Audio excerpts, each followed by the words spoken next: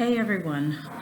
So I am coming to you with another discussion. This time it's about paragraph development. So what I'm going to do is take you through another acronym. This one is PEAL, P-E-E-L.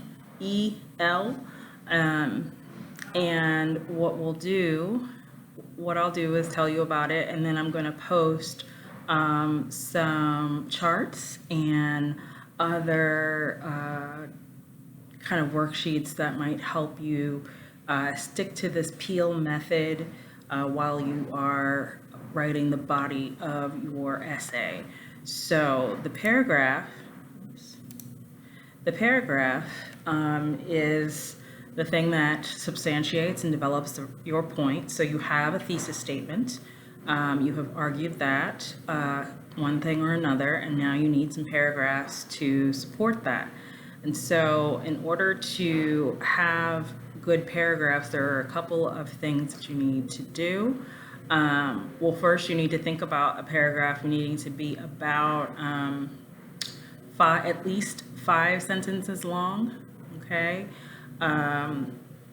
Shorter than you can do shorter than that, you can do longer than that. It depends on the points that you want to make, but if you're going shorter, you really need to be able to justify why this little paragraph isn't a part of the paragraph that's above it or below it, right?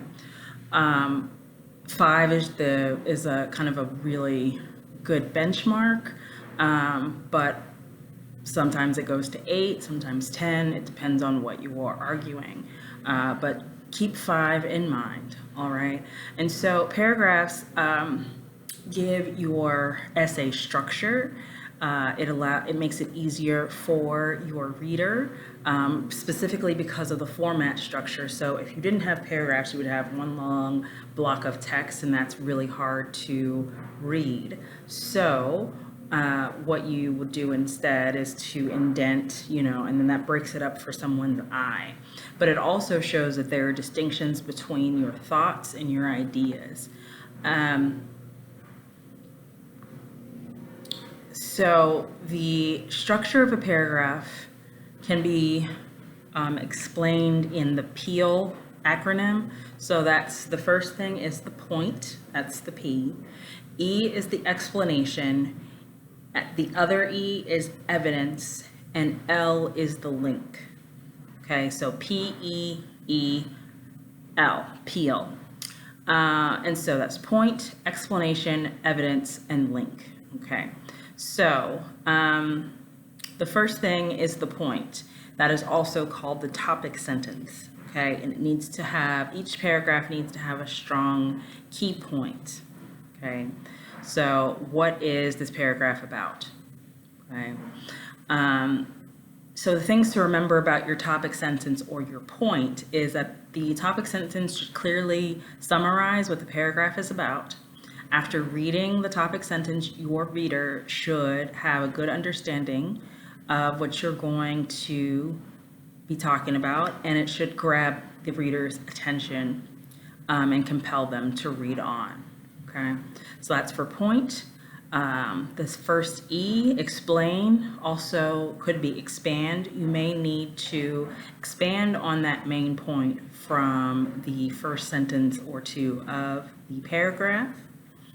And this can also serve as a setup for the evidence that you are going to give as the substantiation for your point. So, the thing to remember, it's like making a point, you might need to give specific details. You might need to give reasons for that first sentence. It might be a single sentence, this explanation or expansion section of the paragraph. It could also be a few sentences long, and it should be closely connected to or integrate with the evidence section. Those are the things that you need to think about with that second E. Now for the first E. The second E, evidence, that is the information or the logos maybe, the pathos, the ethos that you are going to pull in to make this make sense and give your reader some idea that what you're talking about matters, and also what you're talking about has merit, that you've done your research, that you've talked to somebody, that these aren't just your thoughts, feelings, opinions, beliefs, etc. So the evidence is the next part. Evidence can take on several different roles. So evidence can be facts and statistics. Evidence can be anecdotes, otherwise known as stories. Evidence can be quotations from reputable sources. Like, for example, in my research paper that I'm kind of working through with you guys, the evidence would be, could be from a psychologist or a family therapist about how to deal with or confront intimate partner violence in teenage dating relationships. The other thing that evidence can be is examples, reasons, details that we might need. So anything that pretty much comes outside of yourself is what evidence is, okay?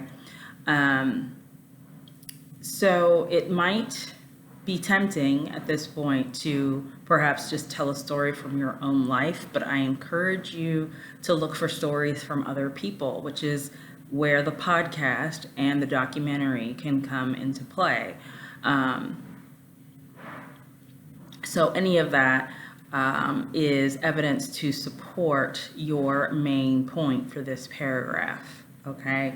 So then next is that last letter, link.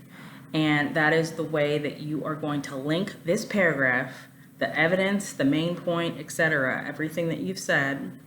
What does that have to do with your thesis statement? Okay, so how are we going to link that back to the thesis statement that you have? That is the last bit. So the things to remember about a link is that it doesn't have to be more than a single sentence, but it can be. It should summarize your paragraph, but not just summarize it. It needs to talk about how this paragraph fits into the wider topic of your essay or the wider argument that your thesis is making, okay? This sentence or section, can also be, can serve as a transition into the next paragraph or section of your essay. And don't be afraid to use transition words. That helps with cohesion and fluency. So transition words are like therefore, as a result, so, thus, hence, those kinds of words. But I'm going to get into transitions for a little bit longer. Okay, so let's just recap that.